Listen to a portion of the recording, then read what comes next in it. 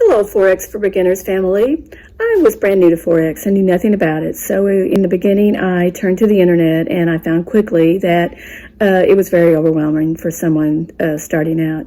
I saw on Facebook the Forex for Beginners and I signed up and started watching each lesson and was very pleased to learn that it was truly for a beginner like me.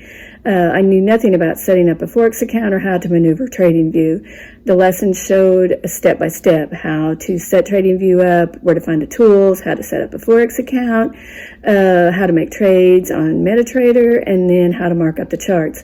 I learned about Fibonacci retracements, trend lines, parallel channels, break of structure, EMAs, how to find support and resistance, risk to reward, candlestick patterns, and much more. It was exciting after each lesson to go back and pull up your chart and see exactly where it was found and how it all worked out. It is truly amazing how it all works. It has been a wealth of information for me, and I do feel very blessed to have found this, and I can't wait to see how all of this plays out for me in the future.